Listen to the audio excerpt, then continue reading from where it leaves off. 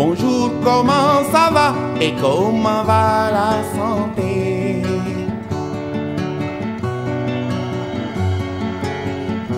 Iwai werdi alam nelen werle. Iwai werdi alam. Amis internautes du centre de santé Annette Mbaye d'Erneville bu Wakam tey ñu ngi ci seen beneen émission rubrique santé bien-être dalal ki nga xam ne mooy El Hadji Lamine Ndiaye nekk technicien supérieur anesthésiste réanimation tey ñu amaloon moom benn entretien mu waxtaan ak ñun li nga xam ne mu ngi jëm ci liggéeyam lan mooy métier anesthésiste ak ban njëriñ la am ci population bi. maa ngi leen di fay salaamaaleykum wa rahmatullah ñu ngi nuyu mbokku internautes yëpp di nuyu ñiy liggéey ci centre bi yëpp di leen dalal. donc ñu bëggoon xam rek kan mooy El Hadji Lamine Ndiaye. waaw bon El Hadji Lamine Ndiaye de benn nit ku ñàkk solo la ñu koy wax El Hadji Lamine Ndiaye nekk technicien supérieur en anesthésie réanimation. voilà. jërëjëf monsieur Dieye donc rek pour ñu jàll suñu question émission bi rek dañu bëggoon xam El Hadji Lamine Ndiaye jaar-jaaram si wàllu métier bi nga xam ne mooy anesthésie réanimation fan la jaar ba yegg si fi mu yegg si tey. waaw bon anesthésie réanimation bon je l'ai fait et je suis sorti diplômé en 2008 donc bi ma génnee 2008. J'ai travaillé à Tamba, donc en 2008, je suis allé à Tamba, j'ai fait 5 ans et demi et j'ai quitté là-bas en 2014, dem Richard Toll, def aussi 6 ans, donc en décembre 2019, là j'ai Richard Toll, donc janvier 2020, c'est là au niveau du centre de santé Annette Mbaye d'Erneville. Je pense que loolu mooy ci lu gàtt rek loolu mooy parcours bi ñu jot a def ci anesthésie réanimation. jërëjëf monsieur Dieye dégg nañ li nga wax loolu am na solo lool donc benn question bu ma bëgg la laaj rek mooy kan mooy anesthésiste suñu waxee anesthésiste mooy kan. waaw anesthésie moom dafa nekk anesthésiste d'une manière générale dafa nekk quelqu'un koo xam ne il est très essentiel ci bloc opératoire parce que. bu ñu nee anesthésiste rek mooy il est avant pendant et après l'opération bu ñu nee avant l'opération mooy visite pré-anesthésique bi ñuy defal malade bi avant ñu koy opérer en fait loolu mooy permettre ñu xool aptitude malade bi ndax mën nañ ko opérer par rapport à sur le plan clinique ak sur le plan paraclinique maanaam analyse yi muy def ak yooyu noonu ak ci yaramam ñu xool ndax dina atteindre opération bi ndax aussi dina atteindre anesthésie bi. bu ñu jugee ci loolu sur le plan préopératoire mooy maanaam bu ñu koy opérer l'anesthésiste est responsable du malade bu xasee bu dugg bloc le chirurgien il opère mais la vie du malade est entre les mains de l'anesthésiste maanaam anesthésiste bi mooy gérer li ñuy wax les constantes moo koy defal anesthésie bi déjà pour mu bañ a sentir opération bi moo koy surveiller ses paramètres maanaam tension beeg yooyu ba nga xam ne maanaam daal dara mënul fekk malade bi dara mënu ko ci fekk ci opération bi donc bu fekkee dafay nelaw aussi bu ñu paree opération bi moom moo koy yee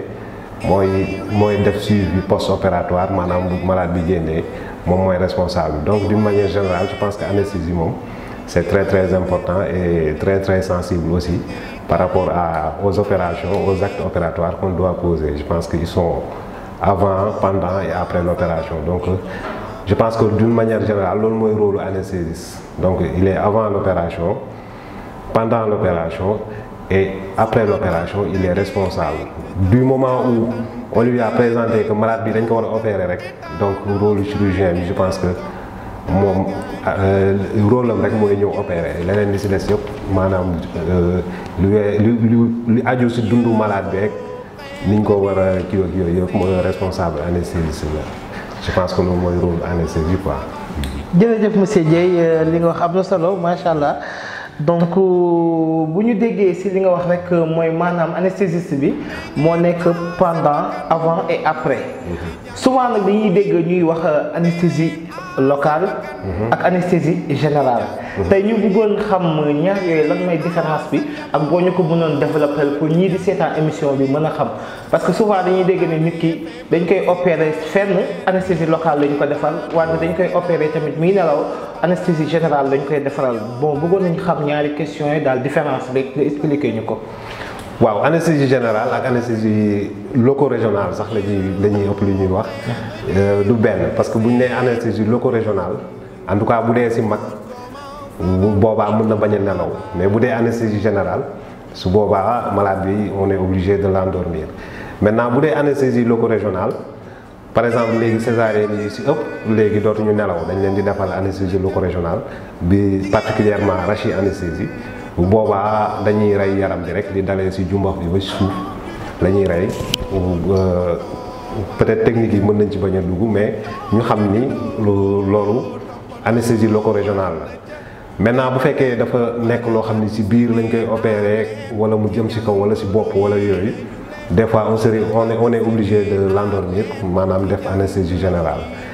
mais ci biir loolu bu dee mag aussi bu fekkee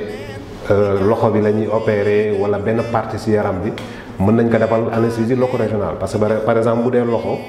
mën nañu rey sidit yi rek du mën na bañ a nelaw mais am na loolu la ñuy wax les blocs périphériques maanaam sidit yi rek la ñuy rey par exemple bu dee loxo bi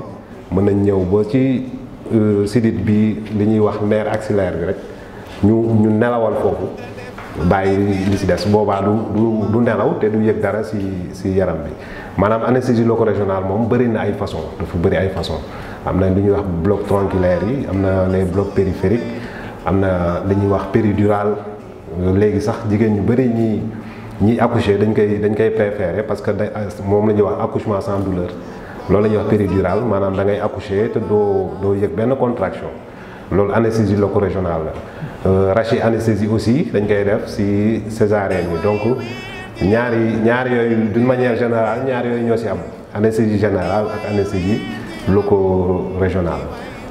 voilà mais anesthésie loco-régionale bëri na ay façon même anesthésie générale aussi y a des techniques yoo xam ni bokkul quoi donc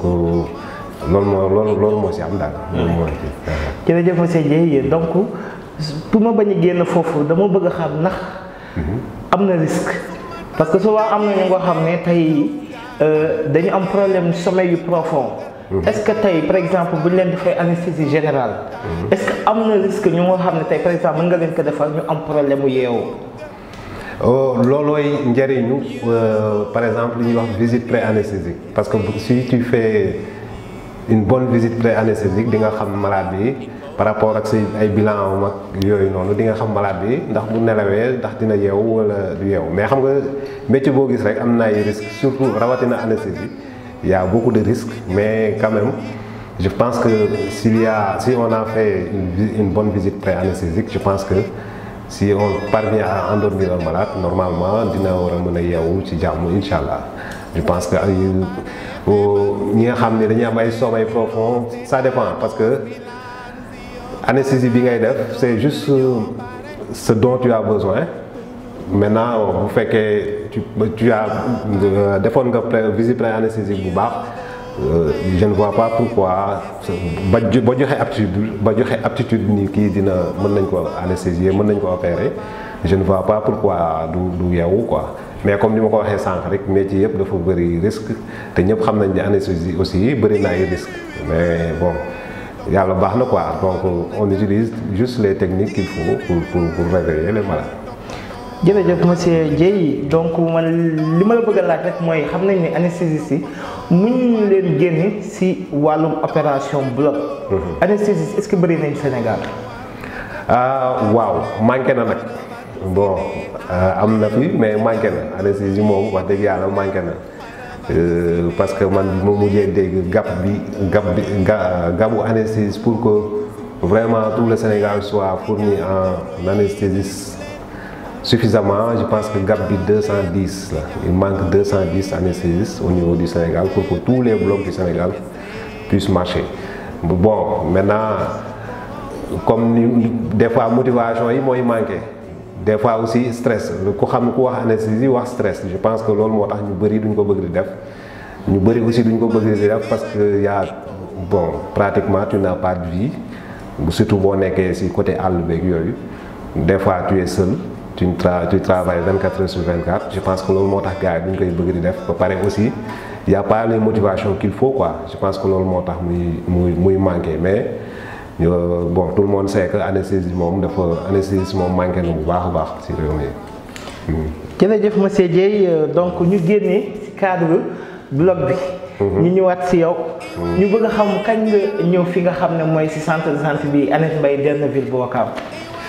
waaw Annette Mbaye Derneville bon ñëw naa fi depuis comme ni ma ko waxee sànq depuis le mois de janvier 2020 le mois de janvier 2020 laa fi ñëw bon bien vrai que avant mooy ñëw y avait quand même des activités de temps à autre mais je pense que peut-être bi ma ñëwee la ñu commencé di am une activité continue même si au départ c'était pas 24 heures sur 24 mais c'était quand même continu ouais, je pense que bon je suis là daal depuis janvier 2020. jërëjëf boobu bëggoon naa xam ban impact nga am ci blocu centre de santé Annette Mbaye Derneville parce que constaté nañ que ne ñaari bloc moo fi ne bloc opératoire donc bëgg nañ xam nooy gérer loolu wala dafa am ñëw ci liggéeyal wala am na ñëw ci jàppale. waaw bon impact bi ñu ci am je pense que comme ni ma ko waxee sànq avant may ñëw y avait quand même des activités de temps à autre mais xam nga bon si tu es sur place bu fekkee am nga anesthésie sur place am aussi un gynéco sur place une gynécologue sur place je pense que si lay activités yi di gën a kii daal parce que à tout moment tu pourras opérer maintenant les deux blocs parce que nous quand même bi ñu ñëwee dañu commencé di développer activités yi di commencé yokku ndànk-ndànk et quand même y a d'autres prestataires ñu fi ñëw di def des programmes opératoires bon si lañ jugé parce que comme on est dans un centre obstétrique si lañ jugé nécessaire wax ko waa comité bi avec une bonne collaboration avec la comité et la mairie ni leen vraiment on souhaite avoir une deuxième salle pour au moins si on est en train d'opérer par exemple au programme opératoire et que mu am benn urgence je pense que dinañ ko mën a jël si saa si je pense que c'est très important loolu parce que boo nekkee si centre obstétrique les urgences ñoom du ñu tàggoo donc mën ngay nekk di opérer ci benn salle bi ñu jekk ba caag ñoom ñu am benn souffrance fœtale wala HRP malade yi saigné xam nga jigéen ñu wérul moom buy accoucher le risque c'est à tout moment donc looloo tax ñu créer beneen salle pour que au moins bu ñu amee urgence yu mel noonu qu'on puisse le prendre en charge tout de suite léegi liggéey bi bon man au départ j'étais seul mais bon di ci remercier waale waa comité beeg yooyu ak surtout la mairie je pense que la mairie ñoom ñoo ko recruter on a un deuxième anesthésiste boo xam ni vraiment il m'épaule dans le travail donc maintenant on est deux et on essaie de gérer je pense que jusqu'à présent ñu ngi koy jéem a gérer daal incha allah. jërëjëf monsieur Dieye ñu ngi rek dem suñu fin wu émission. donc ñun li ñu la bëgg a laaj rek mooy maanaam tey sa rakk yi nga xam ne ñu ngi nekk di jàng. bëgg exercer lii di métier anesthésiste loolu di conseiller. waaw bon il faut anesthésie moom bon c'est très difficile loolu moom kenn mënu ko mais c'est pas grave parce que ñëpp ñu bëri ñu ngi koy def. L'essentiel boo koy def daal il faut être très calme c'est quelque chose qui demande beaucoup de calme et beaucoup de sérénité parce que par exemple ñun produits yi utilisés yëpp ay drogue la donc si tu endors un malade il suffit de faire une erreur l'erreur est irréversible en anesthésie donc boo defee benn erreur rek malade bi mën na fa jaaree dem quoi donc c'est très très sensible donc il faut être très calme.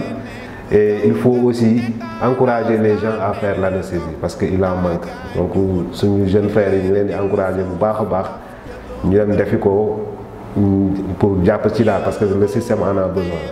mais nag il faut vraiment se concentrer et être très très calme et assidu respecter say il ne faut pas paniquer surtout en anesthésie il ne faut surtout pas paniquer parce que si tu es censé sauver les gens boo ñëwee di paniquer aussi ça ne servira à rien je pense que loolu mooy yi nga xam ni daal les axes essentiels yi nga xam ni peut-être di nga koy soxla ci anesthésie donc di encourager ñëpp pour ñu def ko surtout pour au moins ñu combler le gap qui existe dans le système. leeral bi am na solo monsieur Dieye donc sa dernier mot lan ngay tàggatoo askan wi tàggatoo ko waa centre de santé Hann Mbaye Derneville. waaw bon xanaa di gërëm ñëpp rek di sant ñëpp parce que man bi ma fi ñëwee ba léegi aussi tamit vraiment je n'ai eu aucun problème et j'ai eu la chance aussi il faut le dire que ici j'ai trouvé un comité de santé très réactif donc qui sont vraiment prêts à s'investir du ñu hésiter ci dara loo leen wax ñu def awma ci benn problème je n'ai aucun problème lu ma soxla ci saa si ñu taxaw si vraiment di leen si remercier aussi parce que liggéeykat aussi loolu c'est essentiel pour lui parce que li jumtukaay yi muy utiliser pour liggéey vraiment boo ko siy jàppale aussi moom yoon la même bu fekkee boppam la koy defal mais yow mi koy liggéeyal aussi vraiment yow la koy defal parce que tu es dans les conditions vraiment qu'il faut donc di remercier population Ouakam yëpp di leen wax aussi nañuy ñëw si centre bi parce que peut-être ñu bëri xamuñu ko mais puis on fait vraiment chirurgie yëpp pratiquement toutes les chirurgies dañ ko fi def donc quel que soit les besoins en chirurgie quelle que soit la spécialité je pense que boo ñëwee même bu fi amul on a la possibilité de faciliter pour nga mën si jot quoi je pense que c'est très très important donc ñu ngi gërëm ñëpp di leen ziar bu baax a baax jërëjëf. jërëjëf ami internet du centre de santé Hann Mbaye Derneville Ouakam tey lii lañ leen andiloon seen émission rubrique santé bien-être tey ñu dalaloon ki nga xam ne mooy El Hadji Lamine Dieye nekk anesthésiste fii ci centre de santé bi ñu ngi leen di dox dig daje ba beneen incha allah ci beneen émission wu rubrique santé bien-être di remercier comité de développement sanitaire bi fi nekk rek kii nekk ci bopp bi di monsieur Pape Biram Diouf nekk secrétaire exécutif bu centre bi tamit di remercier tey tamit suñu invité monsieur Dieye moom sama waay la voilà monsieur Dieye voilà mu ngi noonu jërëjëf monsieur Dieye kon donc ñu jox leen dig daje ba à la prochaine rek merci beaucoup jaajëf weer gu yaram nu mu amee solo ci doomi aadama Derneville de doy nañoo centre de santé référence centre de santé référence centre de santé référence Hann Mbaye Derneville dalal suñu xel centre de santé référence Hann Mbaye Derneville dalal suñu xel paludisme tension diabète